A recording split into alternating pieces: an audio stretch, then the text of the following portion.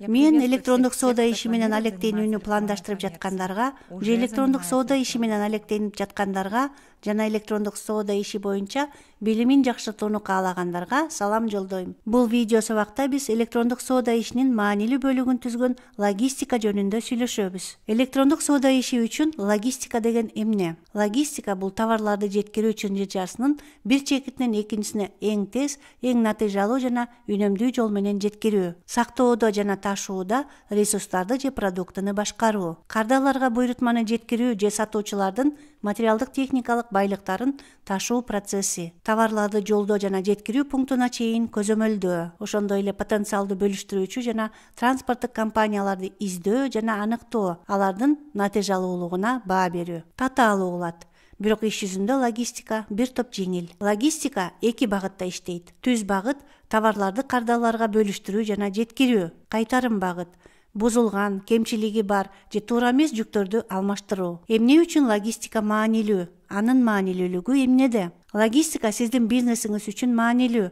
Анткени ансыз сиз керектөөчүлөргө сапаттуу продукцияны сунуштай албайсыз. Жеткирүү, транспорт жана бөлүштүрүү чынжыры менен көйгөйлөр сиздин компанияңызга кардарларды да, акчаны да чыгымга учуратышы мүмкүн. Мисалы, эгерде сиз товарды туура эмес таңактасаңыз, же эгер сизде ишенимдүү транспорттук компания жок болсо, сиз нааразы болгон кардарларга туш болосуз. Себеби бул буйрутмалар кеч жеткирилет дегенди билдирет. Бул кардарлар сизден кайра сатып алышпайт жана сиздин товарыңыз жөнүндө жаман сын пикирлерди калтырышы мүмкүн. Бул сизден сатып алууга кызыктар боло турган келечектеги кардарлар менен болгон мамилеңизге зыян келтирет.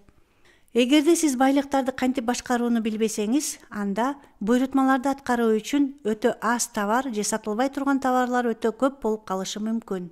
Транспорт жана коопсуздук көйгөйлөрү да сиздин бизнесиңизге зыян келтириши мүмкүн. Анткени сиздин товарларыңыз бузулуп, талкаланып же уурдалышы мүмкүн. Электрондук соода ишиндеги логистиканын эң көп тараган каталарынан алтоону карайлы. Бул кампа өтө кичинекей же өтө чоң. Жол жоболордун жоктугунан башаламандык, колдонуудагы эрежелерди жана жол жоболорду билбегендик, кызматкерлер жетишсиз же өтө көп, IT системанын жоктугу же туура эместиги, кымбат, таңгак. Бул каталарга көңүл бурууну суранам жана өз ишмердүүлүгүңүздөрдө аларга жол бербеңиздер.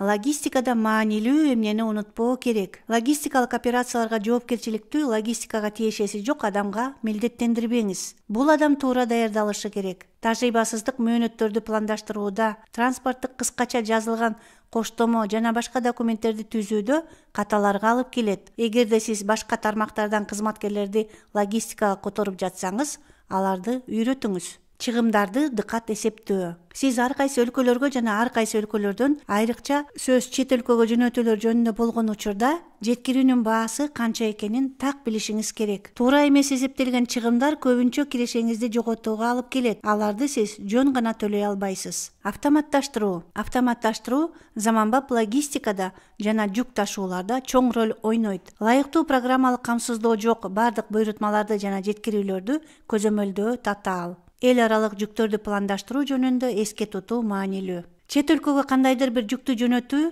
бир караганда жөнөкөй көрүнгөнү менен бир топ татаал процесс. Сиз эң натыйжалуу маршруттарды аныктап, сиз менен кызматташа турган ишенимдүү жүк ташуучу өнөктөштөрдү табышыңыз керек. Рынокко байкоо жүргүзүңүз. Транспорт жана логистика дүйнөсү дайыма өзгөрүп турат. Логистика жөнүндө сөз кылган учурда ата-андаштарыңыз, өнөктөштөрүңүз жана кардарларыңыз кандай иштеп жатканына сөзсүз кун коюп көңүл буруңуз. Логистикадагы каталардан сабак алыңыз. Өзүңүздүн да, башкалардын да логистикалык каталардан сабак алуу үчүн болгон күчүңүздү жумшаңыз. Электрондук соода ишиндеги логистикадагы кеңештер жөнүндө сүйлөшөлү. Кантип бекер жеткирүүнү сунуш кылуу керек жана ошол эле учурда кантип акча табуу керек. Жеткирүү маркетингдик чыгаша же сатылган товарлардын наркы болуп эсептеле тургандыгын чечиңиз. Кардарда акысыз жана акы төлөнүүчү жеткирүүнү тандоо мүмкүнчүлүгү бар болуш үчүн конкреттүү учурларда, мисалы эгер жеткирүү шашылыш болбосо же буйрутманын белгилүү бир суммасынан башталса, акысыз жеткирүүнү сунуштаңыз. Кардарларга жеткирүү убактысын так көрсөтүңүз. Жеткирүүнү жарнамалык акция катары пайдаланыңыз.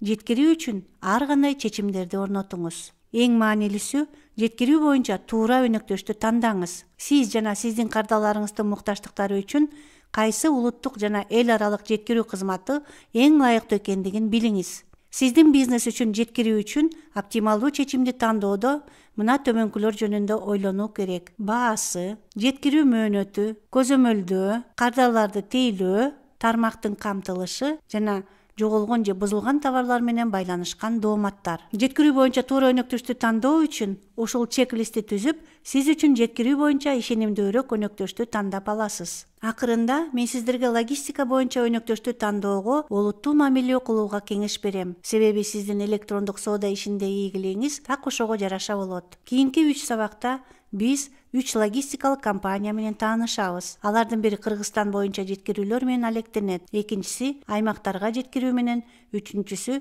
авиа жеткирүү менен алектенет. Алар сиздерге өзлөрүнүн кызматтары тууралуу жана силерге кандайча пайда болоору жөнүндө айтып беришет.